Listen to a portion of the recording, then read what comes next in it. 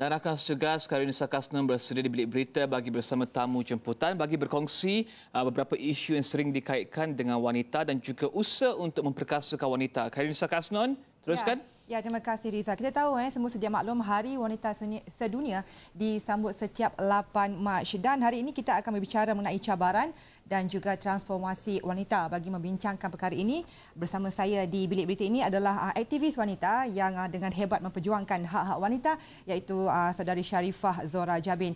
Sharifah, terima kasih kerana sudi bersama kami dalam Awani 745. Okey Sharifah, kita akan berbicara mengenai cabaran dan transformasi wanita. Apabila bercakap mengenai perkara ini, antara yang disentuh adalah isu diskriminasi wanita. Dalam melihat perkara ini, bagaimana anda melihat isu ini dapat ditangani agar wanita tidak terus ditindas? Kalau kita melihat contoh isu contoh rogol khususnya di India, wanita dijadikan alasan sebagai punca rogol itu jadi. Pada pandangan anda sendiri. Okey. Pertama sekali, selamat menyambut Hari Wanita, Khairunnisa dan seluruh negara. Discrimination terhadap wanita dalam isu perkosaan ni tidak pernah saya lihat turun. Dia semakin naik, statistiknya semakin naik. Dan kiranya kita mengambil contoh di India, India selaku the second largest population in the world, I would say probably the weakness comes in the laws, making of the laws. Lebih banyak isu-isu ataupun kriminal ni berlaku, lebih banyak weakness in the laws. Jadi pada pendapat saya adalah keberkesanan dan juga penguatkuasaan undang-undang itu sendiri terhadap the criminals itself. Itu kita lihat di India. Bagaimana dalam isu ini anda sebagai aktivis wanita melihat isu ini di negara kita sendiri di Malaysia? Baik, di negara kita juga ada certain loopholes yang ada juga di kalangan mereka yang menjadi mangsa. Contohnya anak yang berumur 8 tahun dirogol ataupun diliwat dan mati ataupun meninggal dunia. Dan kemudian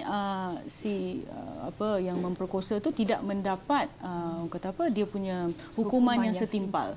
Jadi ini adalah satu kesan yang besar kepada keluarga tersebut. Di sini berbalik-balik kepada undang-undang. Undang-undang kita tersedia ada, tetapi penguatkuasaan dia terpulang kepada mereka yang melaksanakannya.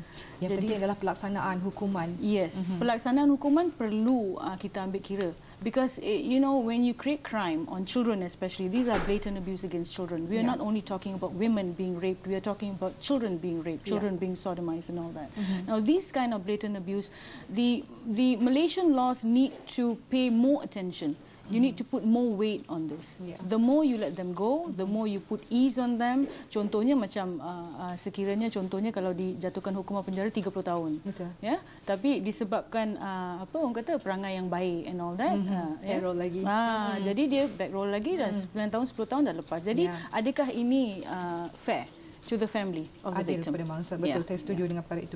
Dan seterusnya kita akan lihat mengenai keseimbangan kehidupan antara kerjaya dan juga keluarga. Bagaimana seseorang wanita itu boleh berjaya dalam pekerjaan dan pada masa sama wanita itu juga dapat memberi waktu yang kualiti kepada keluarga mereka. Saya bagi contoh, seseorang wanita itu tidak perlu berhenti kerja ataupun apabila berada dalam satu kerjaya yang agak berjaya dan selepas kahwin dan mempunyai anak, pertama, kedua dan ketiga, yang maksudnya dalam erti kata lain menambah beban kepada wanita itu sendiri dan memaksa beliau untuk meletak jawatan dan harus menumpukan waktu khusus kepada family. Bagaimana dengan pandangan anda?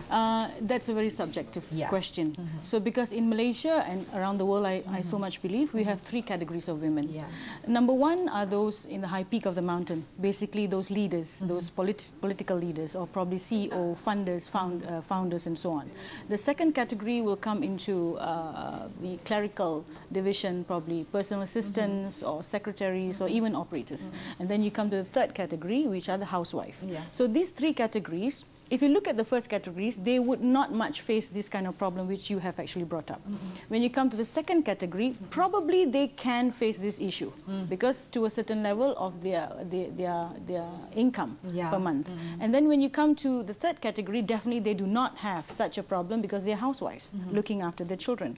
However, when you look at the situation when you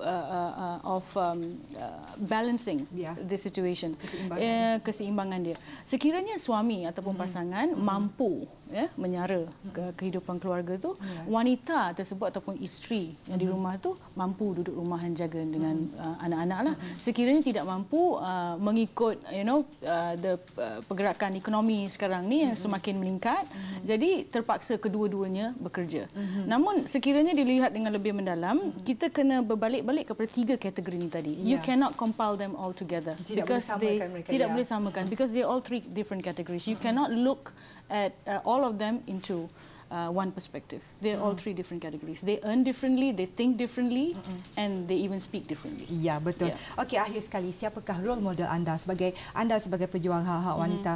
Pada diri anda sendiri, anda melihat siapa sebagai role model? Oh, Rafidah Aziz. Ya, kenapa? Datin Rafidah Aziz is my favorite and she is my role model. She was one of the strongest women I've ever seen in my life in Malaysia, in the country itself. It's not fair for me to quote other countries because in my own country I have an iron lady like her.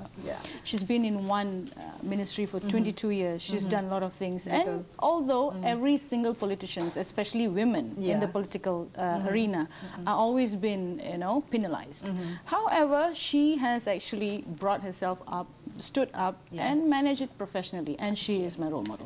Okey, baik, terima kasih Sharifah kerana sudi bersama kami dalam Wanita 75. Sebenarnya banyak lagi soalan yang boleh kita tengahkan mengenai isu-isu wanita ini. Malangnya waktu tidak mengizinkan kita dan pastinya kita akan menjemput Sharifah lagi untuk dalam program-program yang seterusnya. Apa yang kita harapkan adalah peluang dan ruang kepada wanita itu terus diberikan dalam usaha untuk terus mengangkat wanita di mata dunia. Terima kasih Sharifah.